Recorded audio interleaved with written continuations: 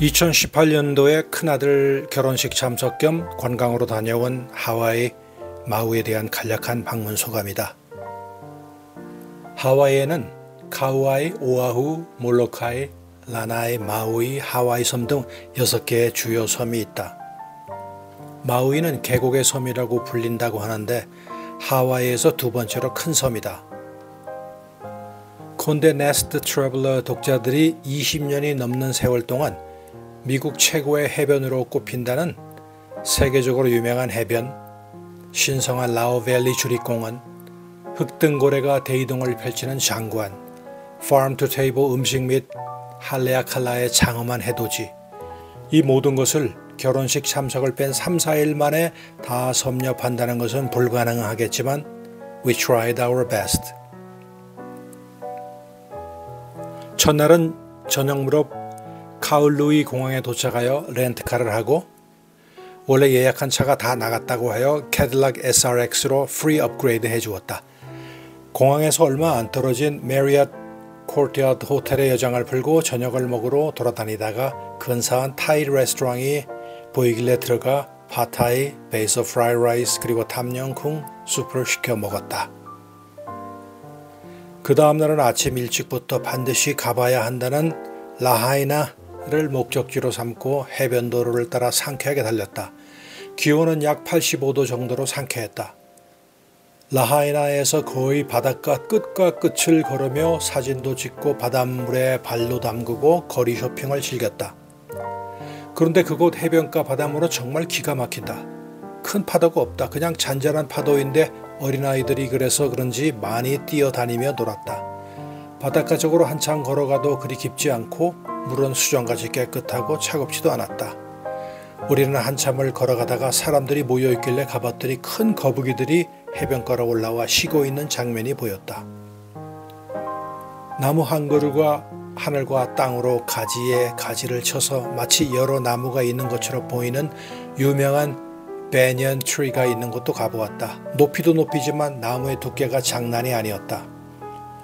얼마 전 걸어서 세계 속이라는 TV 프로그램에 나왔던 그 유명한 몬총 음식점인 라하이나 피쉬 컴퍼니를 찾아가서 TV 속에 나오던 넘실대는 파도가 보이는 바로 그 테이블에 앉아서 배 터지게 점심을 먹고 여러 스트리트 샵을 구경하며 거의 하루를 보낸 것 같다. 무서운 건 그날 저녁 하루 늦게 공항에 도착한 딸아이를 공항에서 픽업하여 또다시 라하이나로 가서 또 바로 그 레스토랑에서 바닷가의 밤 경치를 보며 음식을 먹었다는 얘기다. 그 다음날은 새벽 3시에 일어났다. 그 유명하다는 해돋이 산인 할레아칼라 국립공원으로 가야 했기 때문이다. 일단 오르는 사람들이 많은데 파킹 스페이스가 제한되어 있으므로 해돋이 구경 예약을 미리 한 사람들만 들어갈 수 있다. 도착하니 거의 4시경인데 사람들이 이미 많이 모여 있었다. 해발 10,000피트가 넘는 곳의 바깥 기온이 장난이 아니다. 달달 떨면서 그래도 좋은 자리 하나 확보하려고 해뜨기 1시간 전부터 나가서 발을 동동 구르며 기다렸다. 6시 반쯤 해가 뜨는데 추장 비슷한 하와이 본토배기 아주머니, 그러니까 공무원이다. 하와이 말로 어쩌고저쩌고 소리치며 떠오르는 태양을 찬양하는데 그 분위기가 장관이다. 그 잘난 1분여간의 해돋는 것을 보려고 이 수많은 인간들이 새벽 3시에 일어나 2시간 달려왔다는 걸 생각하니 헛웃음도 나왔지만 이때 아니면 언제 내가 이곳에서 해돋는 것을 보겠는가를 생각하니 감사했다는 얘기다.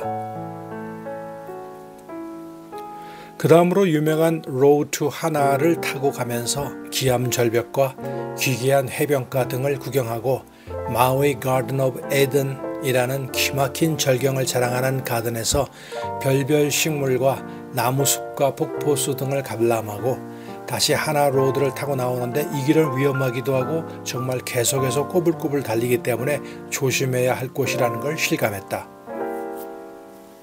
우리 호텔이 결혼식장과 아들이 머무는 호텔과 좀 멀어서 아들이 그날부터 3일간 와일리아라는 하는 곳에 호텔을 잡아주어서 그곳에서 다시 짐을 싸서 이동을 했다. 그런데 너무한 게 하룻밤에 450불이 뭐냐. 무서운 건 1월 초엔 거의 600불까지 올라간단다.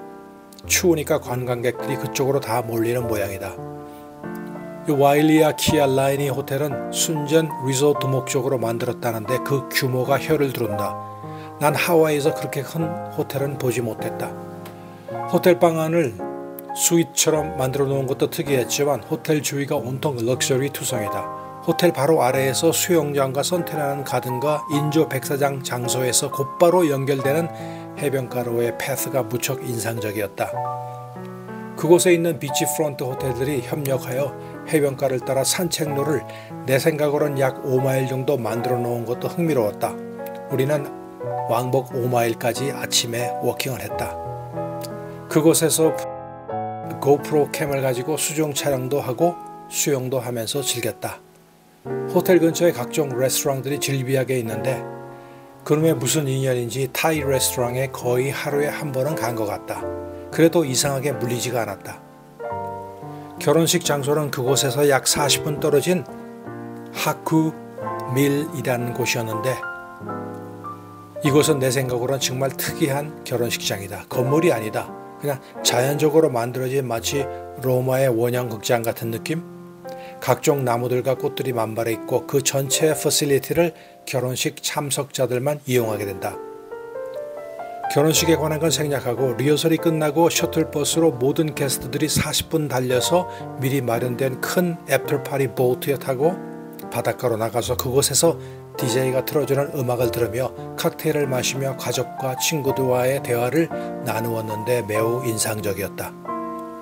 그게 끝나고 나니까 밤인데 젊은 애들은 즉시로 클럽으로 뒤풀이를 하러 나갔고 우리는 늙은 몸을 이끌고 호텔로 돌아왔다는 얘기다. 결혼식 날 식이 끝나고 웬놈의 댄스 파티가 3시간이나 한단 말인가.